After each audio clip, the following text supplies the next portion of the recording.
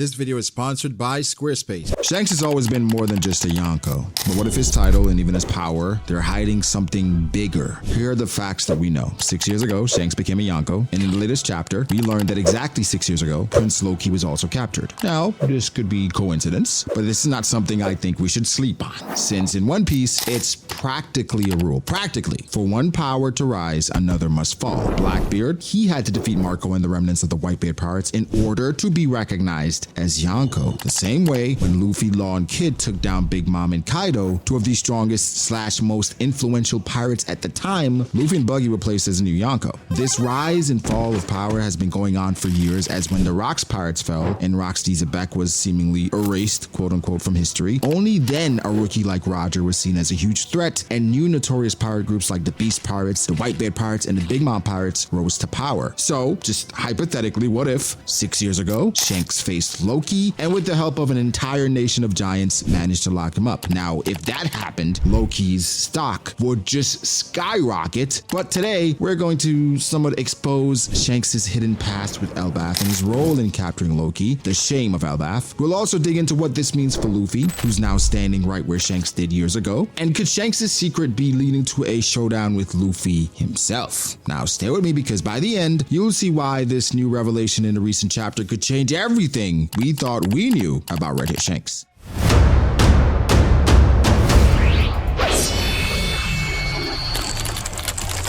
One Piece in our own world, dreams matter. Look at Kuina's dream to collect the Matos. It's certainly going to need willpower. But the point here is, for lofty dreams and goals, some aid is needed, and today's sponsor, Squarespace, could be just what you need. Squarespace is an amazing all-in-one website platform for entrepreneurs and dreamers to stand out and succeed in the online space. It could be at the beginning of your journey or managing an established brand. Squarespace makes it easy to create a beautiful website to engage with the audience, or even sell products and even content. But that's not all. Imagine if Kuina used Squarespace to create a bounty website for the Mato. That would be through the help of Punk Records, of course, but this makes it at least attainable. Using 2 decades of design expertise, though, the AI technology is masterful at boosting your creative potential. Receive payments in just a few clicks and give your customers more ways to pay with methods like Apple Pay, even Afterpay. How do you do that? Well, you go to squarespace.com/B.D.A. law for a free trial and 10% off your first purchase of a website or domain. So let's start with what we know. Shanks has had a close connection with Elbaf and the Giants for a long time. We've seen this deep respect and mutual affection with them, especially with Dory and Brogy. The Giants also admire him, and it's not just because he's a powerful Yonko, right? It goes way beyond that. Like, Big Mom was a powerful Yonko, but they still don't with her. So this just means one thing. There's a big secret history between Shanks and Elbaf, and that's only starting to come to light after the recent chapters. Now, here's where things get a little crazy. Chapter 1131 hints that Shanks becoming a Yonko might actually be connected to a major event in Elbaf 6 years ago. The same year that Shanks became an emperor, Prince Loki, the shame of Elbaf, was captured and imprisoned by Elbaf's giants. But why was he imprisoned? Turns out Loki had killed his own father, King Harold, and in order to steal a legendary devil fruit, something that's been passed down in Elbaf's royal family for generations. Mind you, he's not the eldest child. So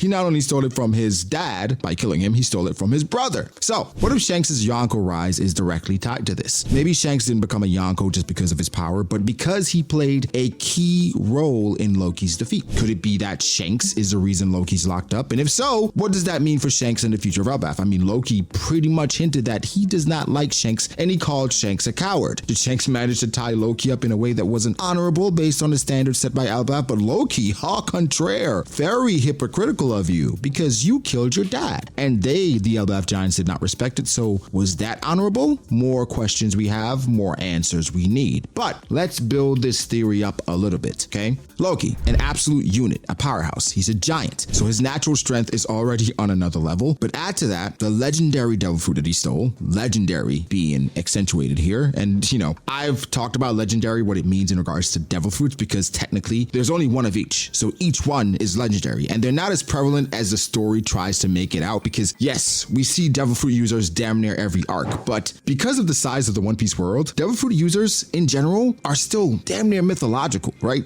you do not see a devil fruit user every day, just because we're following the Straw Hats, and so they kind of attract these type of things. Devil fruits are still a mystery to most people in the One Piece world. But legendary aside, there are a few legendary devil fruits that I can point out, like Whitebeards, Laws for sure, Kaidos, Kumas, those that were set aside and used as even prizes per se. And even Law's devil fruit, it had a 5 billion berry bounty. So these are things that legendary, I don't mean to downplay it, but we have to see what that means in this case. But the legendary devil fruit that he stole, the very thing that makes him so dangerous that all of Elbaf's strongest warriors had to come together to keep him locked up at all times, imagine how powerful this devil fruit has to be for Loki to be such a massive threat, even after his capture. So this devil fruit has to be on the tier of like the top tiers, right? Because if we tier the devil fruits, we have the ones like Whitebeards, Akainus, Kizarus, and Nels. It has to be in that tier for it to be considered legendary and for them to be as worried about him. And here's where Shanks comes in. We know that Elbaf admires him, and we know he's been in Yonko for exactly 6 years, right when Loki was captured. What if Shanks wasn't just involved in Loki's defeat, but actually led the charge to take him down? This would mean that Shanks didn't just become a Yonko through strength alone, but because he protected Elbaf from a force that even the giants could not handle. Maybe Shanks didn't necessarily fight Loki one-on-one, but perhaps Shanks used his influence, his conqueror's haki, and maybe his crew to rally the giants, uniting Elbaf to bring Loki down, and that leads us to Shanks' future role. What if his ongoing responsibility as a Yonko isn't just to maintain his territory, but to also keep Loki under control? His conqueror's haki, which has been shown to be almost unmatched, might be like a second layer of security to make sure Loki stays locked up. But this is where things get really interesting, right? Loki's motivations run deep. Killing his own father wasn't just a grab for power. It's hinted that Loki has aspirations that go beyond Elbaf, maybe even dreams of global destruction and domination. The chapter mentions that he harbors ambitions that echo the Norse myth of Ragnarok, a catastrophic battle that ends in total destruction. It's clear that if Loki ever got loose, he wouldn't just be a threat to Elbaf. He'd be a threat to the entire world of One Piece. Now imagine the destructive potential of a giant with a legendary devil fruit, say like Enel's, someone who already believes he's destined to be the sun god of destruction, aiming to trigger his own Ragnarok. If that's the case, Shanks' role isn't just to protect Elbaf, he's standing guard over a potential doomsday weapon. And here's something to think about. Loki's obsession with the sun god ties right back to Luffy and his Nika fruit. Shanks knows about the Nika fruit. He stole it from a government ship and seemingly intended for Luffy to end up with it. What if Shanks played his role in imprisoning Loki partly to prevent him from pursuing that Nika fruit? He could be protecting Luffy, knowing that Loki's quest for power might lead him straight to the real sun god, the joy boy of this era. So a lot of personal motivations there for Shanks, possibly. But now let's talk about Loki's future and what this means for Luffy. Right now, Luffy is face to face with Loki in Elbaf's underworld, the prison where the giants keep their most dangerous criminals. Luffy has been somewhat in the underworld of dangerous criminals before, like he's not new to this, but Loki has been bound in sea stone chains for 6 years, and he's immediately trying to manipulate Luffy into freeing him by appealing to his sense of adventure, even promising to take down any pirate crew of Luffy's choice in return, and using Shanks as a motivation as well. It's a classic manipulative villain move, right? I love it, to be honest. He's like Doflamingo a little bit, and even the aesthetic, it feels Doflamingo-y, right? You know what I mean. But there's a huge twist here. Loki knows about Shanks and absolutely hates him. He even went as far to goad Luffy a little bit by calling Shanks a chicken for not facing him in a one-on-one fight, essentially what he's implying. Loki clearly resents Shanks, but maybe because, like I said, he felt like it was dishonorable for Shanks to use the giants' help rather than fight him directly. Now, if Loki knows that Luffy's connected to Shanks, and especially if he realizes that Luffy ate the Nika fruit, he's going to see Luffy as both a rival and a target. This sets Loki up to be one of Luffy's biggest threats yet, someone with the strength of a giant, a legendary devil fruit, and an ambition that could bring about world-ending chaos. We have not seen this mix literally ever. I know, giants have not had the best rep throughout One Piece, like it's been pretty pathetic, but we have not seen anybody like Loki or even had close to the hype of Loki. Big Mom felt like if she got the giants' help, she could basically find a One Piece. And again, the average giant is going to be a force, considering that the average human cannot even stack up to the strength of just an average giant. So someone like Loki with a legendary devil fruit, let's say it's a Logia, he could decimate countries by himself rather easily, right? So imagine Luffy freeing Loki only to find himself in a fight for survival against someone who wants to claim his title of the sun god. It's a perfect setup for a showdown that would test Luffy's abilities as the true sun god and protector of freedom, even though he doesn't want to be that, right? Don't call him that because he hates that shit. So where does Shanks go from here? We know his ties to Elbaf go beyond just friendship with the giants. His role is that of a true protector, but his responsibilities might actually extend far beyond the island itself. If Loki ever escapes, Shanks could be forced to confront a larger role, one where he isn't just the guardian of Elbaf, but a silent protector for the entire world. It's almost as if he's setting himself up as a hidden force against potential world-ending threats like Loki and Blackbeard, keeping them at bay without without most people even realizing it. Some people have even started to speculate that the person that Shanks was referencing when he went to the world government, the Gorosei specifically, was Loki. I'm not ready to make that jump because Loki, I'm not even sure is considered a pirate, but something to consider. Either way, this all aligns perfectly with Shanks' character. Throughout One Piece, Shanks has always stood out among the Yonko as the most mysterious. By far, he isn't driven by territory or wealth. He moves quietly, showing up only when it's absolutely necessary. Think about it. Shanks intervened in the Marineford War. He went to the Gorosei to discuss a hidden threat, and he was there in Wano's aftermath to stop Green Bull from attacking the Scabbards. It's as if Shanks is carrying out a mission to protect the balance of the world, stepping into view only when he needs to prevent true catastrophe. Loki's defeat 6 years ago could have been one chapter in that hidden mission book, a moment where Shanks acted to prevent a force of destruction from rising, and Loki, based on how he's been laid out so far, seems to fit the bill. Then there's the question of Luffy. Shanks knows better than anyone that Luffy's potential might surpass even his own, especially now that Luffy has awakened the Nika fruit and taken on the legacy of Joy Boy. Shanks may see this as destiny in motion, that Luffy, as the new Joy Boy, is fated to confront and contain these kinds of chaotic forces. I mean, Kaido felt like he was Joy Boy. I think the matchup between him and Luffy was inevitable. Loki could be the same way. And in a way, it's like Shanks has been preparing Luffy all along. Shanks may even see Luffy as the one meant to inherit his role, finally taking on this guardian mantle and protecting freedom itself. If Shanks and Luffy do reunite in Elbaf, it won't just be a friendly meeting. It could be the moment Shanks reveals the truth about his role, his past with Loki, and the weight of this responsibility he's been carrying for years. He might also test Luffy. In my opinion, I think it's guaranteed to test Luffy to see if he's ready to shoulder that responsibility as the next sun god, the protector of freedom and the one who will bring dawn to this world. Shanks, in this way, has become more than a Yonko or a pirate. He's the one quietly holding the world's peace together and guiding Luffy to take on that role when the time comes. This could transform their bond forever, setting Luffy on the path to protect not only his crew and friends, but to defend the world from forces even more dangerous than Loki. To wrap this all up, right? This recent chapter has cracked open so many questions about Shanks' past with Elbaf and Loki and what he's really trying to achieve as a Yonko. But if Shanks' status was built on subduing Loki, then his role as a Yonko isn't about ruling territory. It's about protecting the world from someone who might be capable of destroying the entire world. And with Loki's obsession with the Nika fruit, Luffy's very existence could be the spark that reignites Loki's ambitions. Now, as Luffy heads deeper into Elbaf's secrets, he's bound to uncover the truth about Shanks, Loki, and the Giants' ancient history. This might lead to a reunion with Shanks, not as a friendly mentor, but as a fellow protector, someone who understands the stakes and who's been waiting for Luffy to finally take up his responsibility as Joy Boy. Now, in my opinion, Luffy doesn't want that shit. Luffy doesn't care about that shit, but it's going to be a moment where he has to acknowledge it. Now, whatever's coming, Shanks' past with Elbaf is about to collide with Luffy's future, and the shame of Elbaf might be the key to it all. But what do you guys think? Could Shanks' Yonko status really be tied to Loki's defeat? Is Loki shaping up to be Luffy's next big threat? And what other secrets does Elbaf hold? Let me know in the comments. Make sure to like the video if you did. Subscribe to the channel for more content like this.